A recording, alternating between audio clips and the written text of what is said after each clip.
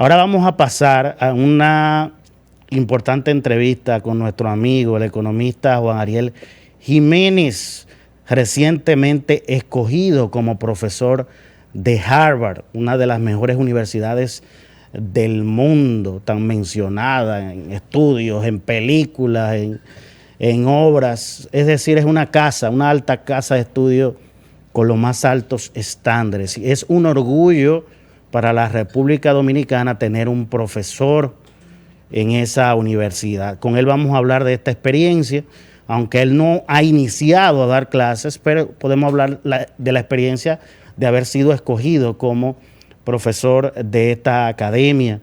Y hay que decir que Juan Ariel también es político. Él fue ministro de Economía, Planificación y Desarrollo en el gobierno anterior, pero también es vicepresidente del Partido de la Liberación Dominicana. Así que vamos a hablar un poquito con él también de política a propósito de la marcha que realizó este partido el pasado sábado 8 de julio, una marcha contundente que está siendo reconocida hasta por críticos de ese partido. Así que vamos a hacer contacto con este importante economista, que hay que decir que ha estado escribiendo unos artículos muy buenos en el periódico El Listín Diario sobre ciertos aspectos de la economía dominicana. No es tan bonito como lo pinta el gobierno, sino que hay ciertas cuestiones que hay que tener en cuenta. Él ha escrito también sobre este tema de la deuda pública y que el gobierno quiere mostrar que se redujo la deuda pública como proporción del PIB, pero lo que pasa es que el gobierno está comparando años de la pandemia del COVID cuando la economía estaba cerrada. Por lo tanto, la fórmula, cuando tú calculas, hay una especie de contabilidad creativa ahí, y se ve una reducción de la deuda, pero es producto de que la economía estaba cerrada y tú estás comparando unos años que no son adecuados para hacer este análisis. Si usted quiere hacer un análisis del comportamiento real de la deuda, usted se va al año prepandemia y lo compara con estos años ya, estos dos últimos años de apertura económica.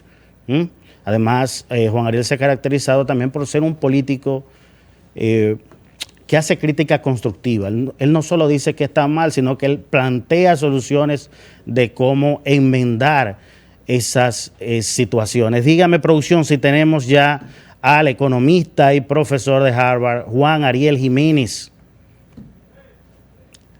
Buenas tardes, Juan Ariel, ¿cómo estás? Buenas tardes, Hernán. Muy contento de poder participar aquí contigo en el programa. Sabes todo el cariño, la admiración, el respeto que te tengo a ti y a tu familia. Gracias, Entonces me gracias. siento como en casa. Debo confesarte que es la primera vez que entrevisto a un profesor de Harvard, así que no sé si lo haré bien.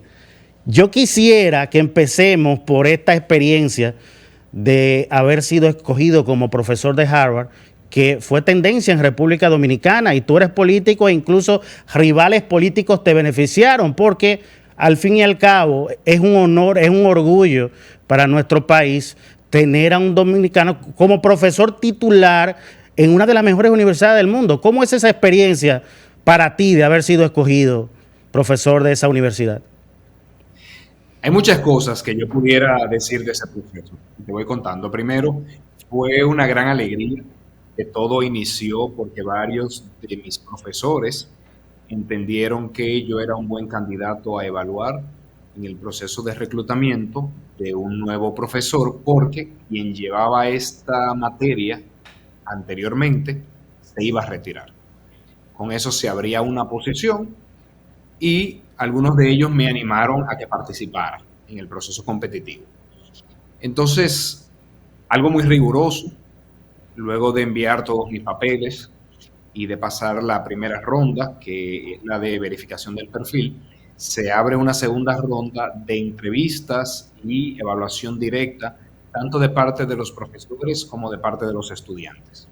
En ese proceso a mí me tocó venir aquí a Boston y realizar cerca de 12 entrevistas en un solo día. Wow.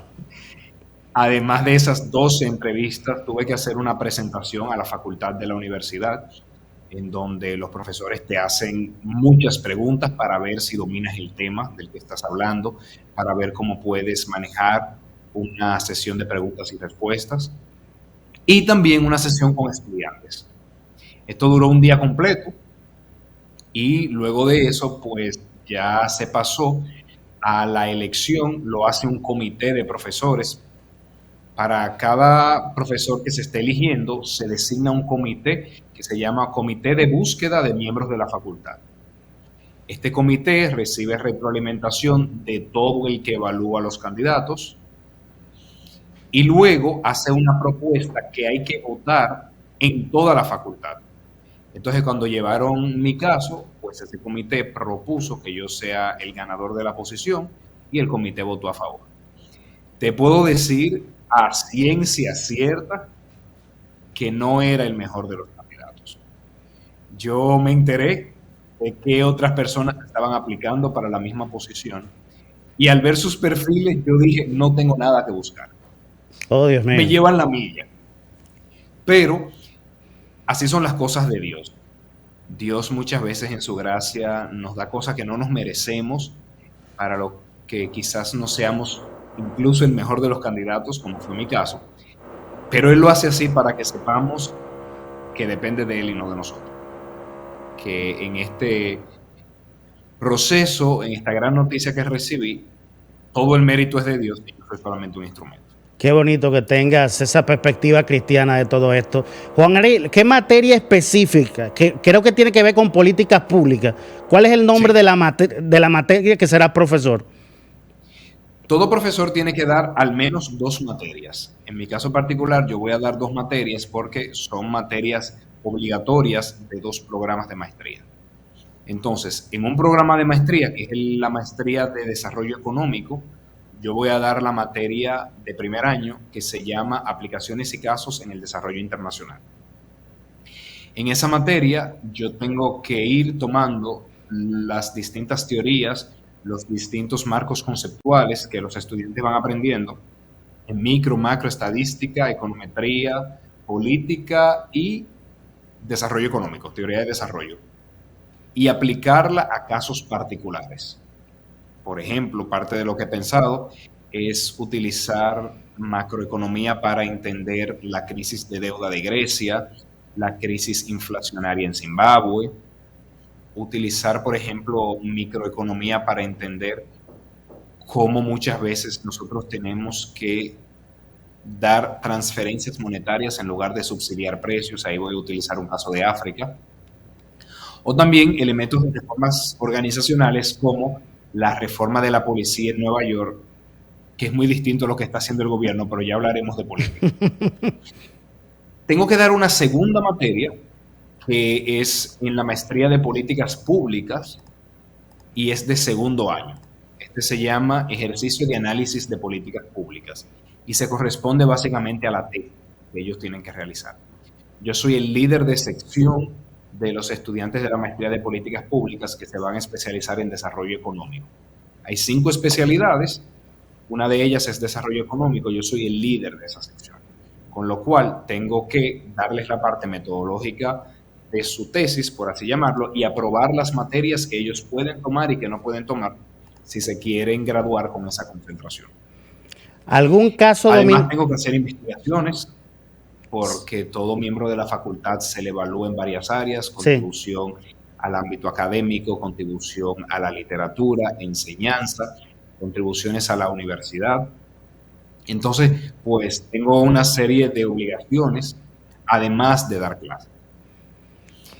Debo decir que no es la primera vez dando clases acá. Yo estuve aquí de 2008 a 2011, hice mi maestría de 2008 a 2010, y de esos 3 años, en 2 años y medio, yo fui asistente de profesor y jefe de asistentes de profesores en microeconomía y macroeconomía del Departamento de Economía. Con lo cual, digamos que tengo una idea de cómo se da clases acá, tengo una idea de qué se espera de mí, que es mucho, porque son muy exigentes, pero también te puedo decir que tengo una idea de cómo comparar mi experiencia dando clases en República Dominicana a estudiantes dominicanos y dar clases aquí.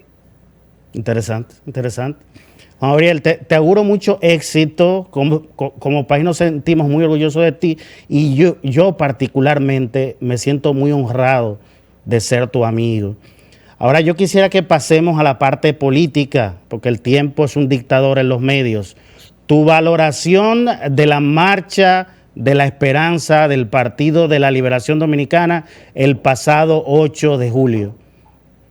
Posiblemente el evento político más importante que ha pasado en este año por dos aspectos. Lo primero es que se muestra un PLD unificado, donde todo el mundo del comité político, del comité central, estuvo en esa marcha. Eso da muestra de cómo un partido puede pasar por procesos como una primaria o una consulta y continuar unido. Eso da cuenta de cómo un partido tiene la madurez política suficiente para que personas que piensan distinto puedan coexistir, respetarse y apoyarse. Y eso muestra que todo el partido, sin excepción, está unificado en torno a la candidatura de Abel Martínez, quien resultó ganador de un proceso donde participaron más de 502,000 personas y con un porcentaje de 62%. Tiene toda la legitimidad de ser el candidato del PLD y por ende tiene todo el apoyo del partido. Eso es lo primero. Y lo segundo, fue multitudinaria. Este es un partido que no está en el poder, este es un partido que no dispone de recursos para movilización, pero es un partido que encarna las necesidades del pueblo dominicano, precisamente porque supo darle respuesta a esas necesidades en el pasado. Porque cuando muchas personas van a marchar porque entienden que no pueden conseguir el medicamento de alto costo que tanto necesitan, recuerdan que los gobiernos del PLD sí lo consiguieron. Así es. Porque tantas personas que hoy quisieron mandar a sus hijos al CAID de Santo Domingo Este, por ejemplo, no pueden porque el gobierno no le ha prestado atención. Recuerdan que había un PLD que estaba inaugurando CAIDs en todo el país. Así es. Porque esta es una población que cuando se queja por los altos precios de los alimentos, recuerda que había estabilidad de precios cuando gobernaba el PLD. Porque esta es una población que cuando sufre día a día en los apagones, no poder bañarse tranquilo luego de regresar del trabajo, no poder dormir tranquilo por no prender ni siquiera un abanico, recuerda que el PLD había erradicado los apagones. Entonces, por eso es normal que decenas de miles de personas hayan ido a expresar en esa marcha de la esperanza del PLD que no todo está perdido y que por suerte, en medio de una crisis de gerencia que tiene este gobierno, donde lo más básico, que es sacar un pasaporte, ya no se puede hacer. Por suerte el PLD está llevando posiblemente al mejor de los gerentes que tiene la política dominicana, que es Abel Martínez. Así es. Por último, Juan Ariel, economía. Escuchaba unas declaraciones, unos tweets del ministro de Hacienda, Jochi Vicente, en el sentido de que el gobierno de Luis Abinader había reducido la deuda como proporción del PIB. ¿Qué hay de cierto en eso? Vamos a hablar varias cosas. Lo primero es que la deuda del sector público consolidado, según el propio Ministerio de Hacienda, ha aumentado más de 24,000 millones de dólares en lo que lleva Luis Abinader de gobierno. Estamos hablando de que en apenas 2 años y medio la deuda ha aumentado más de 8 años de Danilo Medina en el gobierno. Y ustedes dirán, si en los gobiernos de Danilo Medina es verdad que se estaba endeudando, pero se construyeron 4 de cada 10 aulas que tiene el país, se remodelaron más de 50 hospitales, se hizo Punta Catalina, se llenó el país de circunvalaciones como la circunvalación del Gran Santo Domingo y de Santiago, se hizo el teleférico, se extendió la línea de metro. ¿Qué ha pasado en el gobierno de Luis Abinader? Que se ha endeudado más que Danilo Medina y no puede exhibir más que un puente de 12 metros en una comunidad en la zona fronteriza. Entonces, en ese contexto donde la población no sabe qué está pasando con la deuda, qué se está haciendo con ese dinero, el ministro de Hacienda se despacha con un tuit que comete errores que no haría un estudiante de economía de segundo año. Porque compara un año 2020 de una economía cerrada, que por el hecho de estar cerrada tenía un PIB anormalmente bajo. Como el PIB está en el denominador, se ve como que la deuda en el año 2020 era muy alta.